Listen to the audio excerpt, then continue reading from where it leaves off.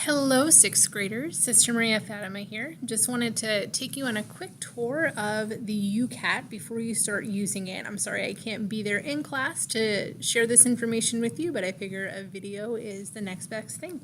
So you are going to be using the YouCat to start our unit on prayer and the different types of prayer. So what's going to happen is you're going to have a worksheet that you'll do, and you'll use the YouCat to answer the questions on there. But I thought that I would give you a little bit of a heads-up introduction on what exactly the YouCat is. So you can expect to learn what the YouCat is, how it's formatted, how you use it, and then some helpful tips and things to know practically speaking. So what is the YouCat? Ultimately, it's a gift. In 2011, Pope Benedict had it promulgated or published or issued in honor of World Youth Day, and it is a condensed version of what we call the catechism. So if you look at the shelves in the back of my room, there's all those big fat green books. Those are catechisms, the Catechism of the Catholic Church, CCC. So it's pretty big and it's a pretty dense book. It's got a lot of good information, but it can be a little difficult to work with sometimes. So the bishops all got together and decided that they wanted to create a resource for young people, for youth, hence the U part of the YouCat. It's a youth catechism, to be able to access the information in the catechism at a little bit of an easier accessibility and easier way of understanding and putting the things that are in the actual catechism. So it really is a gift to be able to have this, to be able to access the information that the church desires us to know in a way that's more understandable for young people. So how is it formatted? It is formatted in the same way as the actual big catechism, and the catechism has 4 parts.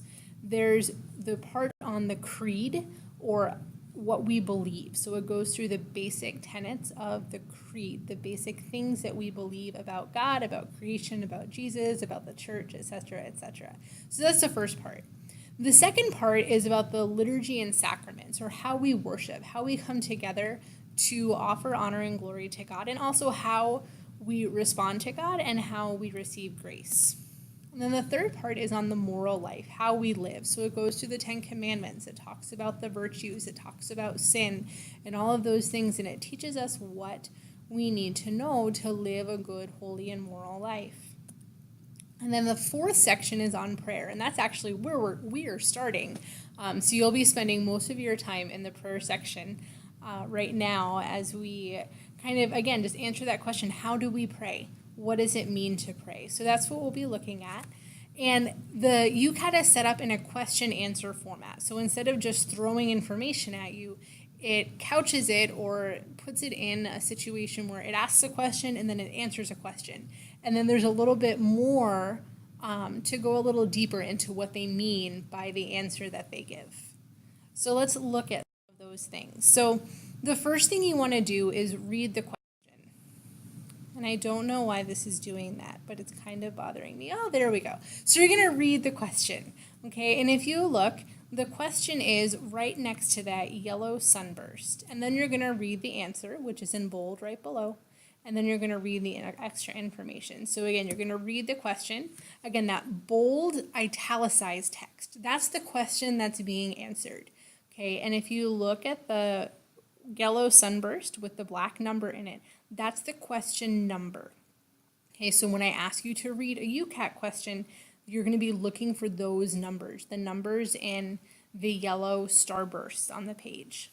Okay, and then you're going to read the answer. And again, that's the bold text under the question.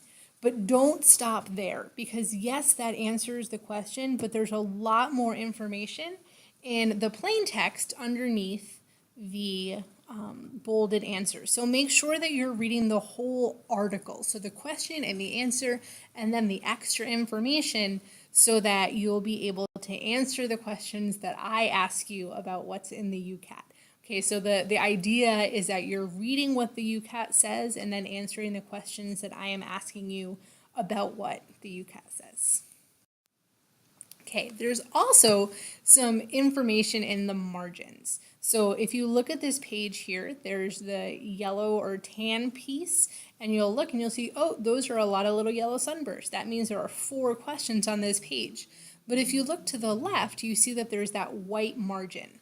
Okay, and there's other information in the white margin that connects with the questions and answers that are being given in regard to the various elements of the faith. So if you look, there it is, that white piece. So here we have a question mark and then a couple of quotation marks. So what do those actually mean? Well, the question mark means that there's a definition being given. So somewhere on that page, they mentioned the word rosary, and they decided that they wanted to share that definition with you. So you can look over in the margin and say, oh, look, there's the definition of rosary. And then you can read that so that you can come to understand that a little more. If you see a little book symbol, and I think we might see one on a page on the next couple of slides, but I don't have one on this slide, but you can see it there.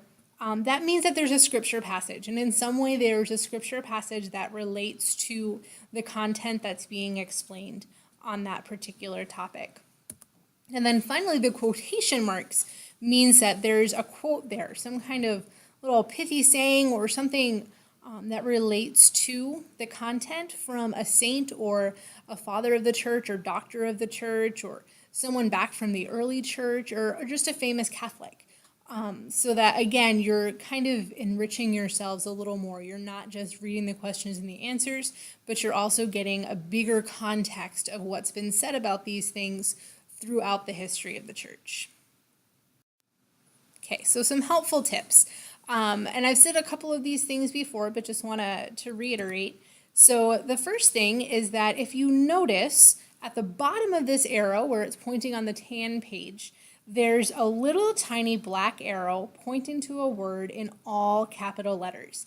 And then if you follow the arrow up, you'll notice that that word, tabernacle, is being given as a definition. So as you're reading the text, if you see one of those little black arrows in a word in all capital letters, it means that the definition is also present in the in a margin somewhere. So make sure that if you don't know what a word means, you look it up.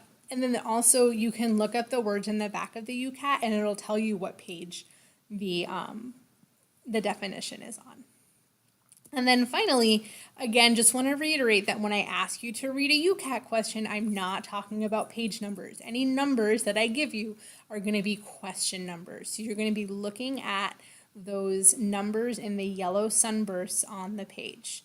Okay, so just want to say that again. The YouCat numbers, the question, the answer, and then the deeper explanation, you want to read all 3 of those parts, are going to be associated with one of those little numbers in the yellow sunbursts. So I hope this is helpful to you, and I hope that you enjoy the YouCat. And without further ado, here's your first assignment.